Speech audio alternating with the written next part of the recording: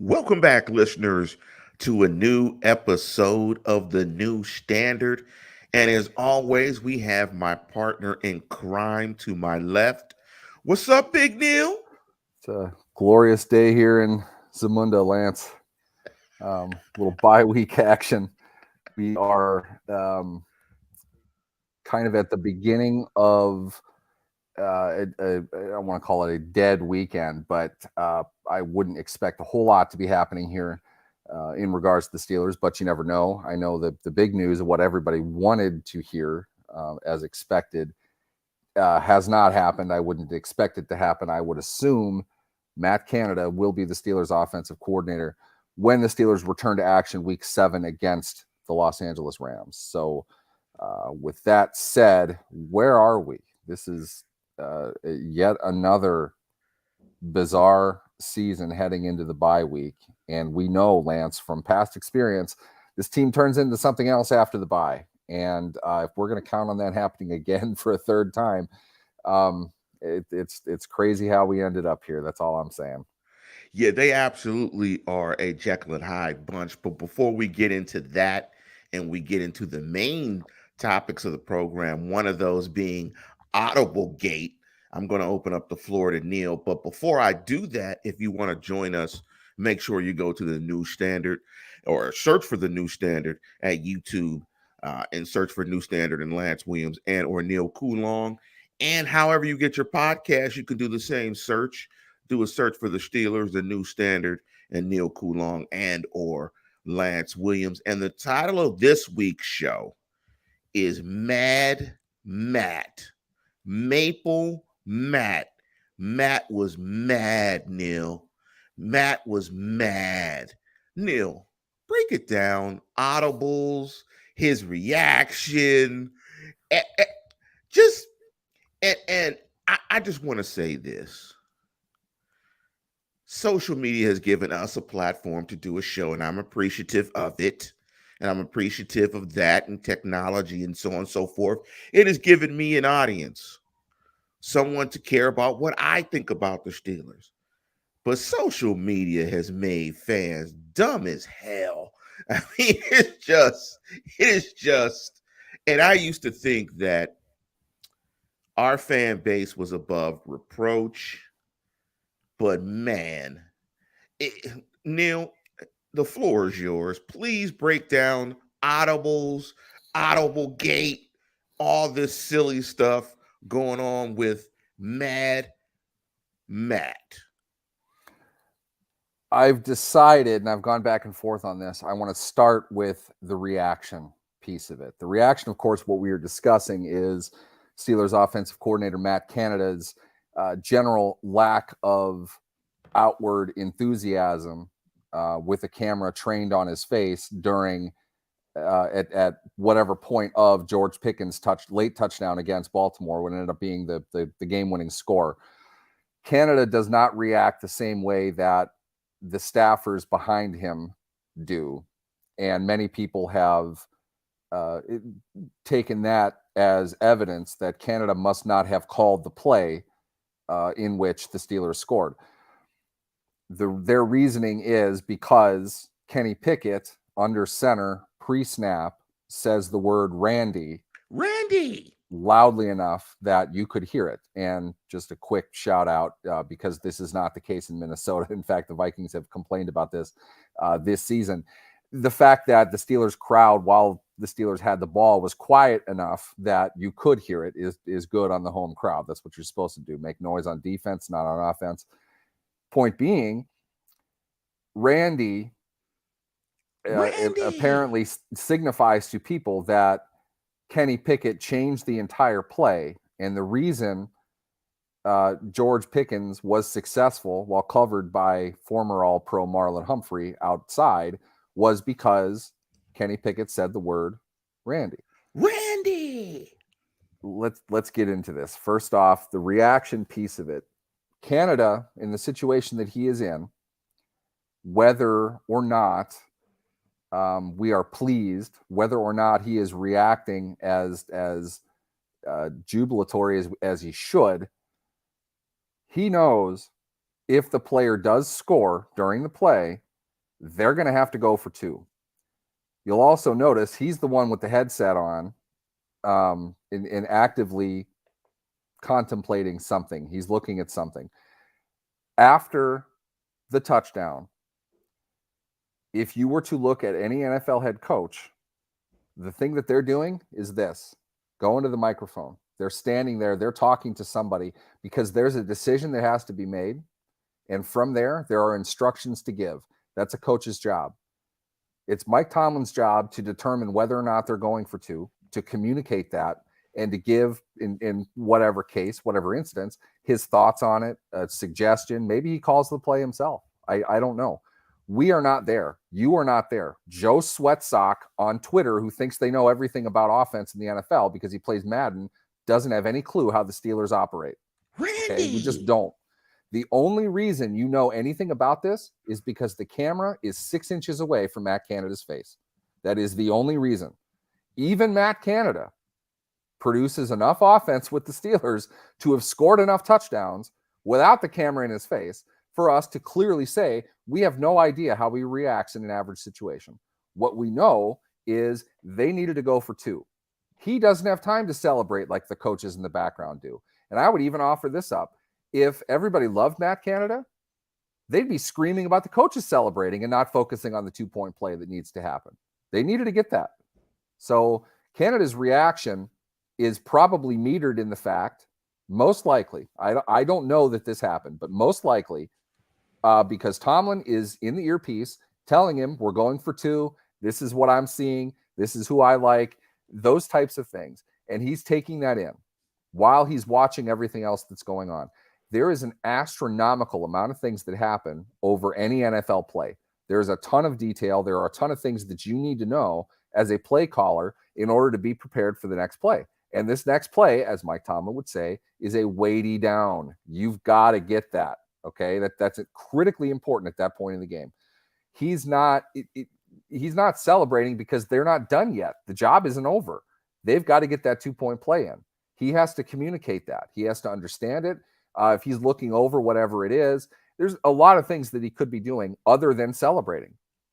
The idea, though, that's the real problem is the connection of his lack of celebration with a chain of events that has no basis in reality, in how people are reacting to that, entirely emotionally and entirely because they hate Matt Canada.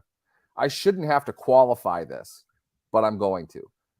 I'm not a big fan of Matt Canada. I have gone on record many times and many different platforms saying there is absolutely no chance he is the Steelers offensive coordinator in 2024.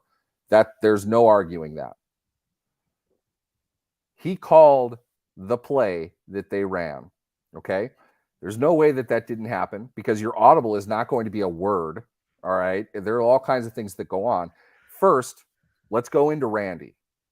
Randy. Remarkably simple. Randy means right. Take a guess what Louis means. Okay. Left. It can be, and I hilariously heard this from somebody on social media, and they were telling it as a joke, and I got a big kick out of it. They were saying Randy was homage to Randy Fichtner. Unfortunately, no. In this case, Randy generally means a direction, just like Louis, Lookie, Ben said those things. It depends on your offense. I've heard Randy, Richard, Rip. There are all kinds of things to indicate left and right. What that really means is you're shifting your protection. And if you look at the beginning of the play, the Ravens break their huddle about the same time the Steelers do, and they're overloading on the offensive right side. So if he says Richard, that's an indication to the line. It's called a line check that they need to slide protection to the right side because they're going to be overloaded there. That is not the changing of an entire play, which is some of this is terminology, but generally accepted, an audible is the changing of an entire play. That is, we went into the huddle with this play, we got to the line of scrimmage, and it was changed. Quarterback will do that usually when they get under center or they're in shotgun. They take a look at everything, they step away. You'll see the line kind of get up from their stance, and they'll be calling out a lot of different things. It's not one word. And people will get up and move. Also, you're probably shifting people. if you call a play in a certain formation, the formation is more important than what routes are being run in most cases. Okay, that's the value of the play. It's who's lining up where, and where are they going to be. When you audible, and I would say, watch veteran quarterbacks. They will do this kind of thing more. All right, Ben, for example, for the easiest example, he didn't audible as much as he had line checks, which is like Richard, Louis, Rick, whatever. Randy. I lost on that word for some reason. He might instruct a route or something to be run differently based on the coverage that's there. But the key thing is Baltimore never showed anything else. Baltimore came out of their huddle with the intent of covering George Pickens one-on-one with no safety help on the outside. What John Harbaugh did, and I don't know if this was the best idea, what he did was tell Kenny Pickett, I'm coming after you, overloaded on a side. I'm going to have a free rush. I'm going to see if your line can figure it out by the time you can get set and throw the ball to your single covered receiver against my stud cornerback. It's a gamble. Yeah, not absolutely. Unusual. Not even the first time in the game they did it. The fact Kenny didn't throw it before is irrelevant. It's not as if Kenny Pickett said, oh, you screwed up. I see man coverage. I'm going to throw it. The situation presented itself. The Steelers beat the Ravens on that play. Okay, that's really what it came down to. It's not more than that. To suggest Canada did not call the play, Canada was not involved, all you're saying is that you hate Canada, and we get it. Okay? You can hate Canada and not be stupid. The two things can exist. All right? That's not an audible. It's a line check. And it's what every NFL quarterback would do when they looked at what they saw. It was the right play call, which, of course, Canada won't get any credit for because, damn him, he doesn't deserve any of it. It was the right play call. It was the right throw. And Pickett actually put it on his hands. So good for all of them. He beat Marlon Humphrey, one of my favorite players. Love that guy. Great play by Pickens. Great throw by Pickett. The line picked it up after Pickett slid protection to the right. Called out Randy, and all was good. His reaction is not relevant to anything other than his reaction. It is not indicative that he didn't call the play. He's not sourpussing up in the booth because, well, he's going to do what he wants to do, and I didn't call that play. They don't do that. It's success, to say nothing of the fact it's a standing rule. If you see Pickens in zero coverage, yes, with a zero help over the top, with a cornerback who is showing you man technique, they want to throw the ball up. They don't need an audible for that. That's something that's built into the play. So Canada designed the play to do exactly that. So Canada, I look, for me, it's about the Johnnies and the Joes, not the X's and the O's. The quarterback, the receiver, the line, they made that play. The play call was designed for them to be in a position to succeed. I'm not praising Canada for this wonderfully complicated play call. It's very simple. He had the right call against the right defense. Harbaugh gambled and lost. I could see why Harbaugh did it. Tough to do. I see why he did it, though, because, frankly, he landed on that a bunch during the game. And, as note, they wanted to stay the hell away from Broderick Jones, who had a phenomenal game, by the way. The value of overloading an offense and forcing the quarterback into a pressured situation is to try to force a sack or a takeaway, which Baltimore needed at that point in the game. Their offense completely fell apart. Their defense was going to have to win it. That's why they did it. And it's probably why Canada called the play that he called. He expected it to happen. And it did. Yes. Well, I better put a go in this just in case they overload, just in case they want to go zero blitz again, which is what they did. So and that's called coordination. That's what he's supposed to do. And that's what's called coordination. It's a plan. They know the audibles, that whatever audibles they're going to go to during the game, during that week, have been discussed and talked about. This is very choreographed. I mean, this is very choreographed. There is very little that they aren't aware the other side is doing. Yes. Okay. It is very much a living, breathing game of chess. They are fully aware. The defense they don't even need to break the huddle. Canada is aware of what defensive formation the Ravens are going to show because they've studied the Ravens leading into it. They know when this guy's on the field and this guy's off, this is Right. probably what they're going to do. And they Absolutely. battle back and forth. That's how you call games. It's not Madden. You don't scroll down to find the right play and then pick it. Right. You're doing what you're doing for a very intentional reason. Absolutely. Now, the value of Canada overall doesn't increase incredibly in my mind because of this, but he doesn't deserve what it has happened to him over this. Let's also keep in mind, I'm sorry I've made this way too long, Lance. Let's keep in mind, last week, he had idiots on the internet trying to read his lips to make him look bad. That's probably also why he's not reacting. He knows there's a camera a foot away from his face. Maybe he doesn't want to give people more to shred him with. They'd rather just say, hey, product's on the field. Look what we just did. We called that. We knew it was coming. We were successful. He doesn't need to go out of his way to celebrate. And just because he doesn't celebrate doesn't mean that anything happened. Changing the play is not that's not what Pickett said.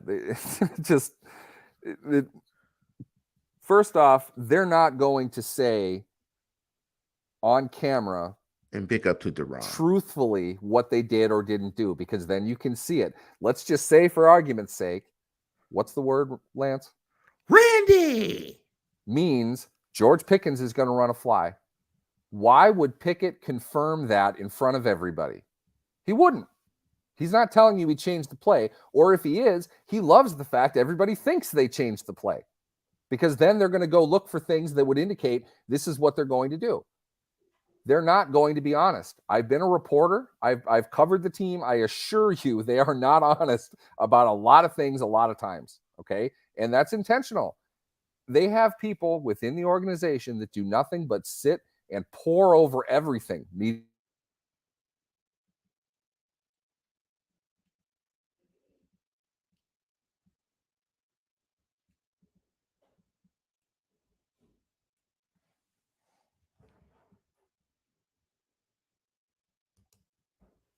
Have plays like that. That's not really how it works. The route, if anything, was changed from the original design. It was Pickens running a fly, which is which is something they would have built into the play itself. In other words, X90 rip, check with me, which would mean I'm going to look at the defense, I'm going to see what's needed, and I'm going to make a motion of some type if I want you to do this route or that route. In other words, if it's zero coverage, you're isolated one-on-one with the guy. I want to throw you the ball deep, but let's see what they have first. If they show the look that we want, we're going to make that change. That's a part of the play. So Canada called it. Pickett made the right read, which good for him. I'm not taking anything away from him, but to act as if all of that means Canada did not call the play is just stupid. You don't know enough about what you're talking about to make that opinion. If you want to do that, that's fine. But I'll give you 50 people who really know the game well that will all tell you it was a line check. That's all it is. Happens every game. Several times a game. Well, let's get off the Randy. And it was a great explanation by you. And, that's the secret sauce in this. And I've been told by, quite a few players, a lot of it is just all built in. I mean, it's just that's the part. And I should have explained this better, Lance. I skipped over that. The built-in play, okay, the built-in actions to a play is part of the play. He's not changing the play. Okay. Check with me, look at me. That kind of thing means we're going to read the defense, then we're going to decide what we want you to do, because there's a reason why we feel like we're going to need to do that. It's on the quarterback to see that, but that's drawn up by the coordinator. That's a part of the play. So he didn't change the play by signaling a different route. He didn't change the play by shifting protection. That's all built in. Sorry. No problem. One thing I wanted to talk about, though, is what would have been. We know what the lowlights are, and that's been this offense. What are some of the highlights? And some of the highlights for me is I think the rookies have played fairly well. I think we should be encouraged going into the bye week of the play of Joey Porter Jr., especially of Benton And I think we really should be encouraged about the play of Broderick Jones and the improvement that you saw in just a week. And also, uh, this class is starting to splash a little. It's looking like they hit on quite a few players in this draft if they continue, of course, to ascend and play a little bit better. But it looks like this class is starting to flash some. What's your thoughts? In these first 5 games of this rookie class. We have not seen much of the first 2 picks, and that has understandably led to several questions, like one we have here. Why they're refusing to give Joey Porter Jr. reps? He's getting plays. It's not like he's not out there.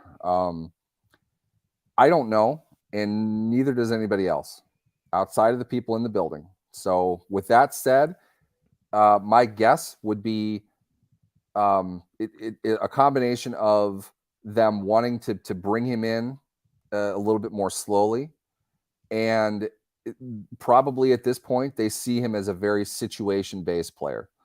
The reps we've seen of him, which have been good, he's been strictly in man. So he hasn't played, from what I've seen, and there are far more sharper eyes than me out there. From what I have seen, he's been in man every time we've noticed him on the field. So when they're in zone, they must not want him in there. My guess. That doesn't mean that they're not going to build up to that, but perhaps that's what they're working on.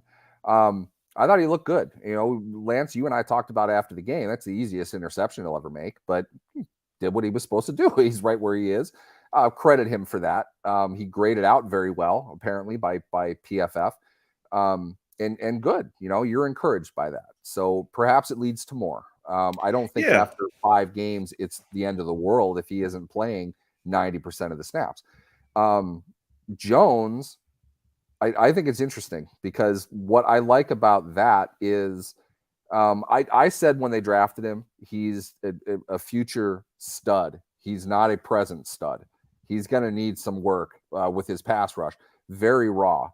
Excellent athlete. You're not going to find a whole lot of left tackles who are more physically gifted than Broderick Jones is. Just an amazing athlete. Probably great in quick game, which they're not doing for some reason. I thought they would do that a lot more. Good in run blocking, which he I think did pretty well with that. His pass protection was going to be an issue, and therefore it'd be tough to start him now immediately. Dan Moore gets hurt. I think they were kind of waiting for their opportunity, almost like what they did with Pickett last year. There was going to be a pretty quick hook on can we even call him Dan Less anymore? I feel bad. He's hurt. We shouldn't call him Dan Less. Dan injured. Injured Dan. Jones, and I said this now, an in-game replacement, Jones might not have been quite as ready as he would have liked to have been against Houston. He got himself ready against Baltimore. He looked fantastic. I thought he did a great job against what's typically a very tough, very smart defensive front. I think Baltimore, initially, I didn't think that maybe they threw a whole lot at him, but they did. They challenged him. And then at the end, like I mentioned in the last segment, they went away from him on a key down. They didn't go after him like you think that they would. He's the rookie making his first start. They stayed away from him. Brojo did a great job. Very excited. I don't think it's going to be like that the rest of the year. I think he'll struggle a bit still. He's still a raw player, but he looked excellent. And kudos to him for getting ready to play in a real tough spot. That's a tough game. To be baptized by fire in the NFL, that's a real absolutely. And he availed himself very well. I was very impressed with him. Yeah, I got to look at the all 22 a little bit more, but I know he had little issues, going up against Clowney, which is understandable. What, a 10-year vet now? Yeah, that's a dude that got more sacks than Jones has snaps. That's a big advantage for Baltimore, and they didn't get anything on him. He ate him up. And I was encouraged as well as with Joey Porter Jr. and Benton is just a stud. He's been playing well since all year. Keanu Benton has been playing all year. To Grayson question, big up to Grayson. Grayson said, Neil, did you see Jones pull? It was a thing of beauty. The interesting I'm thing, telling you, man, offensive line coaches, too crude to say what I want to say, but they very much enjoy seeing that guy pull. Oh man, he is a beast. Just the poetry in motion for an offensive lineman. It's just gracefully violent. He hits his target. I'm telling you, I don't know why they're not doing short game. I don't know why they're not throwing short. Maybe it's a lack of Johnson. That'd be my guess. When Johnson gets back, I really think you're going to start to see this out of the offense, and they're going to pick it up. And a lot of it is going to be off of Broderick Jones. Yeah, the interesting thing is going to be what that offense looks like when Deontay comes back, because there's a lot of talk and stuff about what goes on during a bye week. And from the friend that we will never name, he just said bye week, light stretching practice, a workout, some course correction, grind through film, try to see what you're doing well, what you aren't doing well, and to really just kind of dot the I's and cross the T's and really go over your tendencies and stuff of that nature. So it's going to be interesting to see what this offense looks like coming out of the bye. Because when I look at this team, here are just some of my impressions, and I want to get yours, Neil. Some of the things that just jumped out to me is uh, when you look at the Steelers, first down offense is really inconsistent. And they're often in second and long and third and unmanageables. And I think that's really impacting the offense, as you can see, because when you're talking about three and outs, the Steelers are 31st in the National Football League in three and outs. And a lot of those situations are caused by lack of production on first down, which puts them behind the sticks.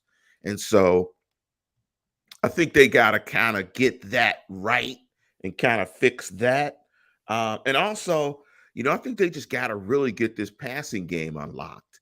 I mean, you look at any advanced metric you want to look at, like success rate, DVOA, EPA. The Steelers are in the bottom third in the National Football League, if not, in fact, last in a lot of advanced metrics. And so, I'm just really looking forward to seeing what they can do to get this offense locked. And it seems like Deontay Johnson will be back after the bye. Um, any word on Freiermuth? Is Freiermuth expected to come back after the bye? Everything we heard at that point after the game was he's on track for that, but we won't know. We won't hear anything about it. Did you want to talk about Leftwich at all? Yeah, let's do that. Let's jump into some of the questions before we get out of here. And thank you everybody for participating. Again, if you want to join the experience, go to YouTube, do a search for the New Standard. Please like and subscribe. Jump into that question. Let me find the question. But the question was basically about Leftwich. And this was from 4TL Music Group. Lance and Neil, what is the problem with Leftwich coming in as a consultant? Wouldn't it be like Flores coming in? Flores was a coach, first off, not a consultant. I have no idea. I don't know what the team thinks of Byron Leftwich, the coach. I know that as an offensive coordinator, your job when Tom Brady is your quarterback is probably a little bit different than with, I don't know, Kenny Pickett. Gardner Minshew is your quarterback. Yes. I'm not trying to suggest that Byron Leftwich is garbage. I also don't know. I think it's very relative to say, quote, they're just ignoring me, which is kind of what the report suggested. They might have told him once they're not interested and they're not feeling the need to tell him again. Something like that can come up. I don't know. Bottom line is I don't know, but I do know the Steelers are a team, and this is connected to why Canada is still in place now as well. They're a team that when they set what they're doing, they set it. It's not going to come back. They don't negotiate contracts beyond the start of the season. When they have what they have set up, that's what they're going with. It could be that. So I don't know. There's a lot of different things that could go to that. It's a completely one-sided speculative conversation that was one quote coming from one unnamed source. There's a lot more meat on that bone, I'm sure. But if they didn't bring him in July as a consultant, I don't know why they would do it now. Yeah, it's not like he's Bill Walsh. Yeah, let's be honest. I mean, I mean, I'm not. the comeback every time is, well, you can use all the help they can get. No, not really. They can pay somebody else, $200,000-$300,000 to come in and tell them the problems that they know that they have. They need to fix problems, not identify problems. And I don't think it's unfair to say Byron Leftwich might not have as impressive a body of work as people think that he does to be in a position like that. I'm not trying to downplay the guy. I suggested him as a candidate for the position, and he very well could be the next Steelers offensive coordinator. I don't know that won't happen, but it's not like Tampa Bay's offense was stellar in the last year he was there. I mean, he lost his job for a reason. So I don't think he's any type of magic bean that's going to fix everything here either. Magic bean. Let's jump into this last question before we get out of the program. Neil, what do you think happened with all the pre-snap motion I saw in Canada's offense to undress the D? I see none of it and wonder why. Honestly, I sincerely think the lack of Deontay Johnson has messed with most of this. I really think they need that alpha Z receiver, and they don't have it. It's not Calvin Austin. George Pickens is not a Z. They need the inside out guy. They need a slot, wide, wherever receiver. They need a short game receiver to be able to get himself open and set that up by being able to go anywhere on the field at any time, not be predictable. They don't have that. And I think that's probably part of the motion, because he'd be the motion guy. That's important. You got to keep that in mind. When you're moving a guy from one side of the field to the other, you got to keep your eyes on where you're going, because you have to watch the defense. You have to know where to go, because when you come out of motion, a lot of times you have an option route, which is to say, if this guy is here, I'm going there. If not, I'm going there. That's also something you have to build up with your quarterback, who is, as of now, pretty inexperienced. And they're missing out on those opportunities with every game that Johnson misses. But he'll be back against the Rams. Honestly, I'll bet he gets 12 targets. I'll bet they go to him early and often, and I bet it's going to be short stuff. So I also think that's going to open up things a bit more. I just heard, I'm not sure if anybody else heard it, but on Ben's podcast just recently, he even questioned why they're not running receiver screens. And I know everybody loves receiver screens, but when you can't run the ball, it's a way to effectively possess the ball, gain yards, and put your offense in a better position. The only explanation to me of why they're not doing that is because Deontay Johnson isn't on the field. And I think motion is a part of that. We'll see. I don't know, but that'd be my guess. Johnson would be the guy that you would want to motion. Of that team, Johnson's the guy that needs to be in motion to set him up, to try to get him open. I just had to say Randy one more time before we got out of here. Actually, the Ben podcast is a decent listen. I've been listening to the last few episodes of it, and he talks a lot about his son's golf game. They talk about beer. They do beer tastings and stuff on the show. It's a decent listen. He says some stuff that I don't think is controversial, but I think people run with it. Like when he was talking about the passing game, basically just kind of not being there. That they've kind of got to do some more things in the passing game and make it more expansive, which made sense. All of that to me is just it's an outline around the fact that your best receiver has missed most of this season. Yes, almost all of the season to this point. He had 3 catches for 48 yards when he went down. That's a nice start to a game against a damn good defense. Johnson, I get people don't like him. He blocked me on Twitter, by the way. I'm not even sure why. I understand why they don't like him. I understand why they think that all he does is catch the ball and then do a U-turn and lose yards on a play. It's not the only thing he does, okay? Plus, in this offense, you got to work hard to make hay after the catch. I mean, none of them do now. Your quarterback isn't very accurate. They don't do crossing stuff, which is your middle of the field throws that everybody feels is like the golden ingredient to success in the NFL. They need to do more of that, but you need Johnson to do a lot of it. You've got to have a primary guy that makes a team pay attention to where he is on the field. That's why motion would work.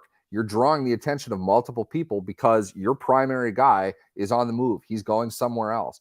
When Johnson comes back, I feel like a lot of tumblers are going to fall into place here. And I'm not saying they're going to score 30 a game because they might not even reach that mark this season, but they are going to be a vastly better offense with Deontay Johnson than what we've seen without him to this point. Yeah, I agree. I think the arrow is pointing slightly up with this offense, but where the offense is right now, I mean, it can only go up. It can't, it's hard for it to be worse than it is now and inconsistent. But listeners, a programming update, we will not be doing a show this Sunday unless Neil wants to hop on and go solo. I'm out of town and it's the bye week. So I'm going to enjoy Randy a little bit of this time. Randy. And so, but with that, we're going to conclude the program. Thank you for everyone who gave us a super chat. Big up to Grayson and Darren Covington for that. It is much appreciated.